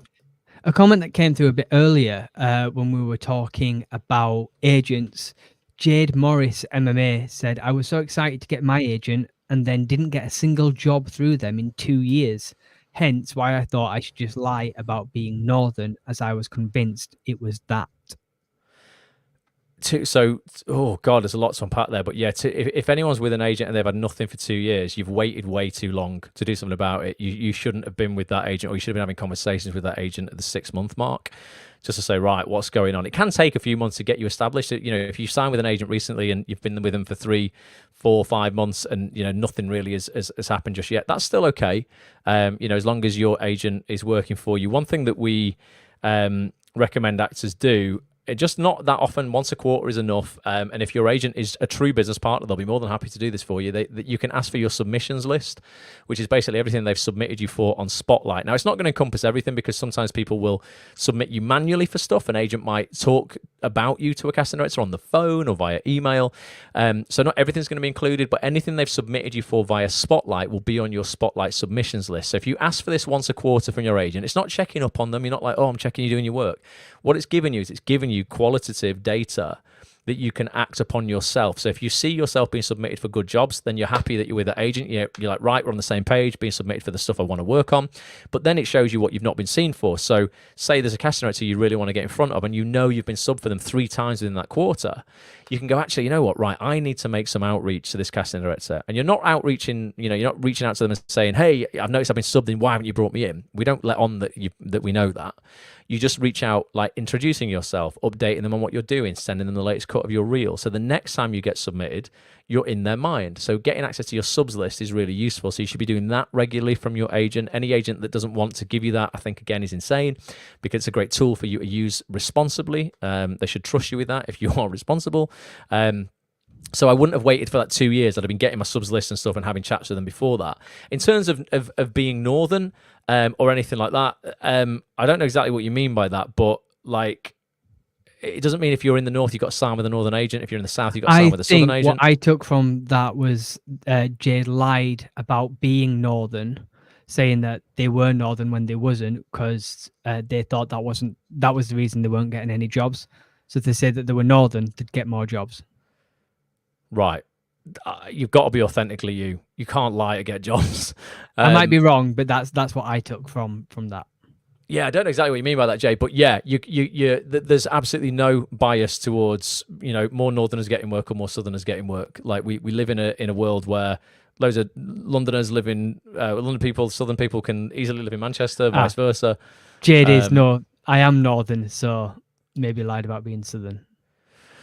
Oh, right. Well, yeah, there's absolutely nothing against. This is, again, just a psychology thing where people think that, oh, I'm northern, there's not enough northern roles and stuff like that. There's some of the biggest dramas in the world are shot in the north. Right now, there's 3 being shot in Manchester. Some of the biggest Netflix shows going are being shot in Manchester right now. There's an incredible show being shot in Liverpool. There's more is going into production all the time in the north. We've got some of the best production companies in the world up here who employ lots of northern actors. Boiling Point was shot up here. Phil Barantini's just gone on to do a new Jack Thorne drama with Stephen Graham that's being shot in Manchester right now called Adolescence. I mean, there's so many incredible shows up here. There's that whole north-south divide thing, it might exist a little bit in terms of the epicenter of the industry is always going to be London because that's where the most money is. But there's so much shot outside of London because it's cheaper. And if you're good, no one cares. Ultimately, don't get hung up on, oh, I'm northern, not going to work. I'm southern, not going to get work. Focus on being good. Get out of your own way. That's all. If you can show people that you have something to offer and you're exceptional, they'll be queuing up to employ you. Simple as that. Samantha Lawton on the whole headshots and photos thing has said, I was just told by my agent to take some shots yesterday, some of me on the sofa to show a cozy end of the day look, and another at me at the other side of the desk for a job interview type of photo, as a way to make my photos different to other people. It's an interesting tactic. I've never heard of it, Sam, to be honest with you. If you were going to do anything that was more editorial and lifestyle shots, I'd definitely have a professional photographer doing it. If you're just taking shots on your iPhone or something on the couch, it's not going to look great, to be honest. Like, I don't want to sound horrible, but there's nothing wrong with having some lifestyle shots taken at the end of a headshot shoot. That's something that's really useful. If you're having headshots taken by a professional photographer, obviously a headshot is a headshot. It's a good idea often to have some medium, like mid shots taken, maybe some more editorial style stuff you would see maybe in magazines, a bit more, sort of slightly more modelly stuff than straight acting, just so you can use those shots either at the end of your show reel to show something that's slightly different, a bit more body composition rather than just your head, so we can see what your body composition is and that sort of stuff. But yeah, be really careful anybody taking photos of themselves. Because if you're not a professional photographer, it can often, I think stuff like that could just look a bit amateur and maybe detract from your spotlight profile. But saying that, I mean, if you have taken anything, Sam, and you want to post anything in the community hub and let us see it, There's nothing wrong with testing and trying new stuff out, but I try and get professionals to take pictures that you're going to use on your spotlight rather than taking anything yourself. Jade has come back and said, I've noticed that there is more work for people with the RP accent at the moment. I don't think so, Jade. I think it's the other way around. I'm not disagreeing with you, because you obviously have something to back that up, what you're saying. Yeah. I'm just saying from my experience. So what you're noticing and what we all should start saying is what I'm noticing, like in this area, is there's more. It's not like across the board. I'd love to know how you're seeing that. Let us know in the chat, like what has made you come to that conclusion, and are you getting in your own way and saying, oh, well, there's just loads of RP stuff out there, so I'm not going to bother putting myself at that. I'm not seeing that myself at all. No. Everything that I just mentioned then, drama-wise, the biggest stuff, Missing You, Key Street Productions, Missing You is a Netflix show that's just shot in Manchester. It's just wrapped a couple of days ago, had some massive people in that. That had no RP in it whatsoever.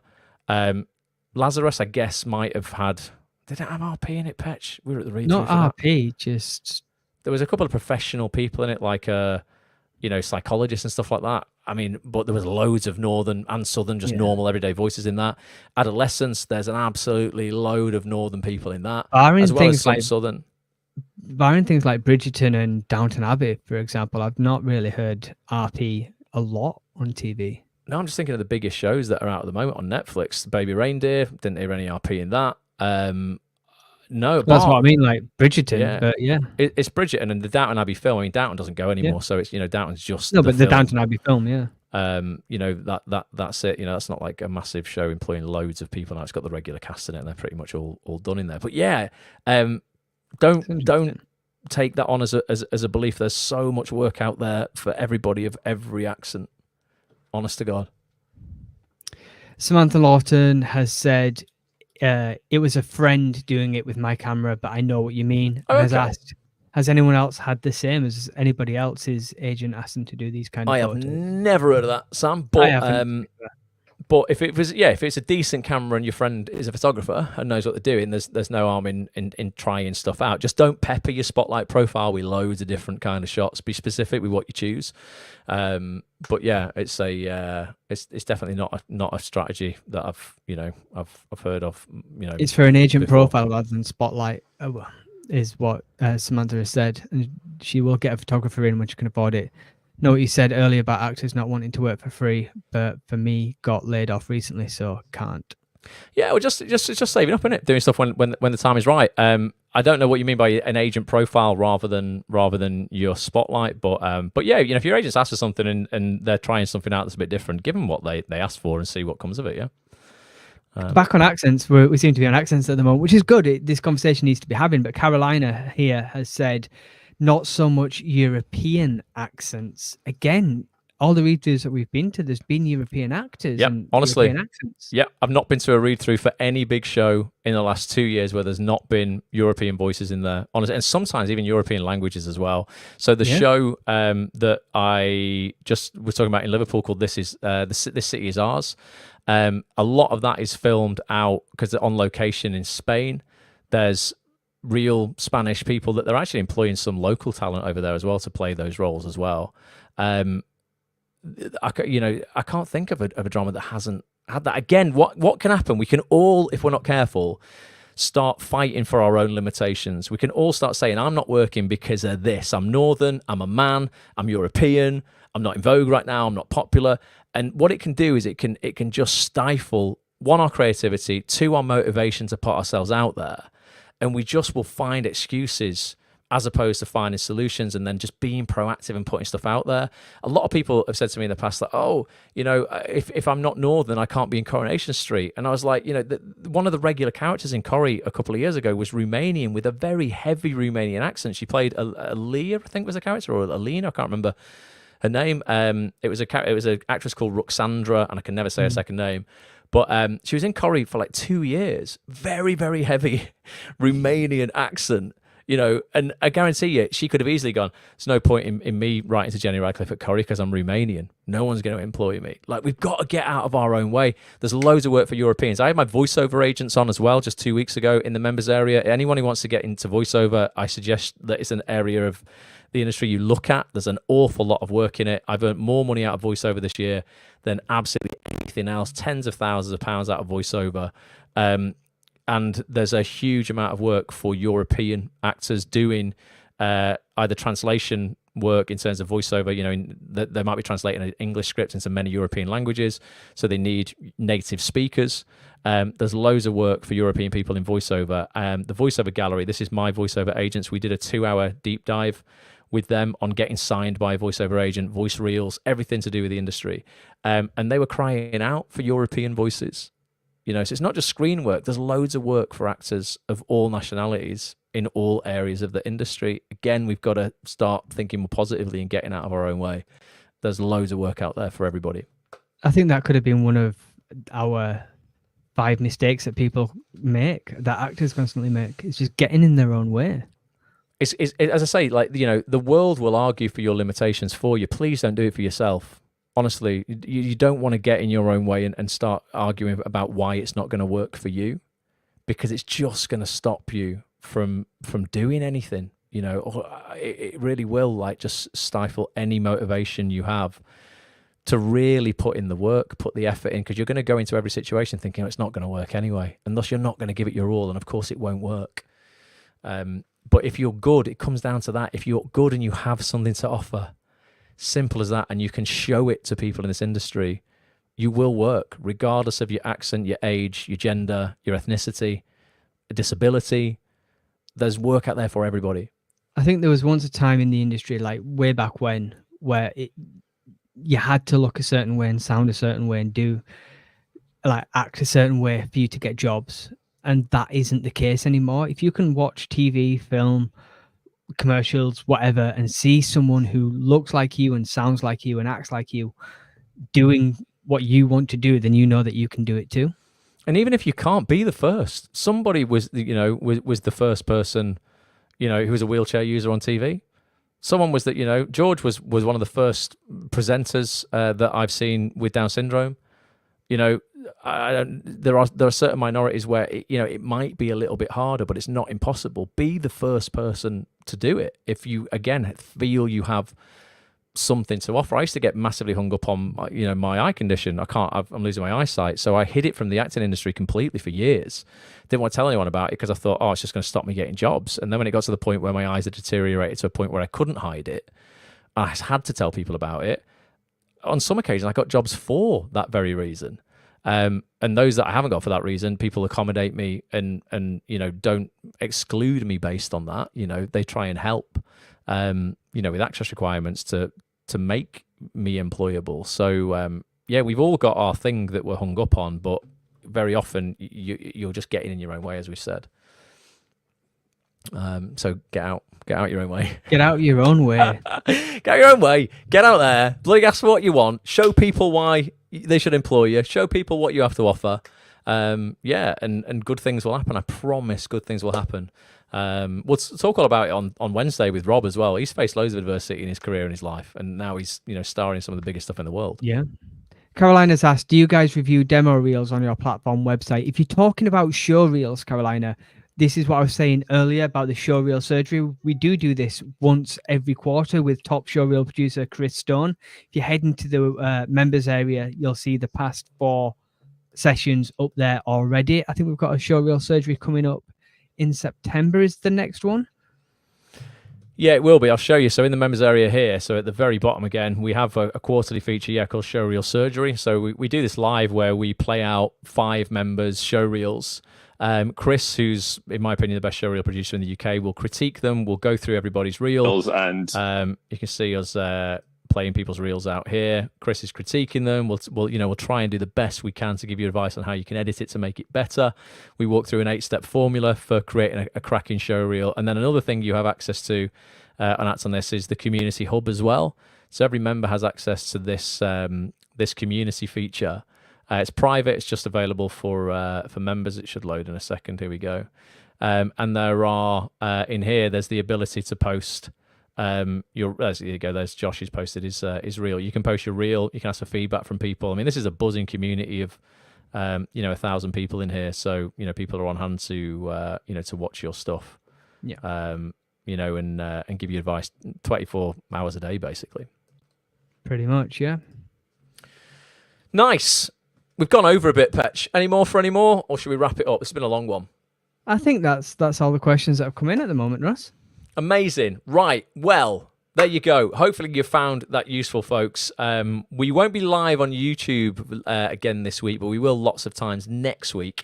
If you want to come over to actonthis.tv, be part of the main membership. It'll cost you literally £6.75 a week, but you will get to jump on calls with the biggest casting directors, agents, actors, writers, directors, and producers in TV every week. Get access to the recordings, the 140 plus recordings already in the members area from calls that we've done just in the last 18 months alone. Access to the community hub. Bi-weekly coaching with me and Petch, monthly meetups in person or online with our membership. It's just the best value you will get anywhere, and you will be able to join us on next Wednesday night, 7:30 p.m. with Downton Abbey's Rob James Collier. Going to be talking all about his career. He's currently filming Downton Abbey, the third film. Going to be looking at auditioning. Going to be looking at a lot of improvisation technique and strategies to use in the audition room as well, because Rob did a lot of that in Gen Z, a new Channel 4 horror comedy that's coming out later this year. And we're going to open up the floor again for Q&A. You get an opportunity potentially to jump on camera with Rob, have a little one-to-one with him, ask him anything. Actonthis.tv, get your membership, or go to actonthis.tv/live if you want to see the live schedule. We've got EastEnders director Mickey Jones coming on the week after Rob. Got our Cocktails and Conversation session coming up for members where we do a big quiz. Petch does a quiz anyway. And we give away loads of Amazon gift cards. And what were you going to say, Petch?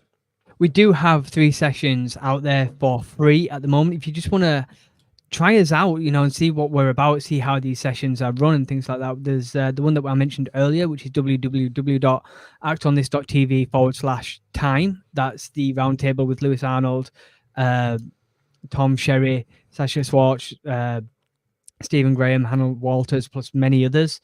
There's www.actonthis.tv/Nicola, which is the executive producer of Key Street. She's won 7 BAFTAs. If there's one woman that you want to know how to impress, it's her. She is the queen of the North when it comes to TV drama. And then the other one, which is www. I love the way you put www all the time. They know that. Just actonthis.tv. /Spotlight, where you can catch our session with Spotlight success manager Mel Brown. And in that, she goes in depth into my Spotlight, showing me how I can improve it and thus how you can improve yours, and showing little hints and tips of things that we didn't even know about to really make that Spotlight profile pop. Yeah, it's a really good one, that one. Yeah, actonthis.tv /Spotlight /time or /Nicola. Three sessions there you can check out for free. And then get your membership and come and join us with Rob next week. That'll be a cracker. Anything else, please drop us a comment if you watch on the replay. Watch on the replay. We will then reply. Follow us on Instagram, TikTok, X. Make sure you're subscribed on YouTube. Yeah, make sure you're subscribed and you've got your notifications on, because we're going to go live. You said it wrong. You said it wrong. What do I say? Smash that. What is it? Smash that like button. No. Yeah, that's smashing the like button. But you can say, make sure you're subscribed and you turn your notifications on, but then smash the like button. Hit that bell. Or smash the unlike button. I don't care. Still good for the algorithm. As long as you just smash in some buttons. Innit? Smash it and hit it and... Yeah, just smash all the buttons on YouTube, will you? And something will happen good. I hope. Anyway, and we'll see you soon for lots and lots more. But yeah, I like going live. This is good. We will be back for plenty more. And just shout out if we can do anything for you. Yeah. I think that's it, Petch. We'll say goodbye. But thanks everybody for tuning in. We'll catch up with you soon. Love to everybody. Go out there, implement these things so you don't make those top 5 mistakes. And we'll catch up with you soon. Until next time, Petch. You know what time it is. In 3, 2, 1. Bye for now. See you in a bit, everybody. Bye for now.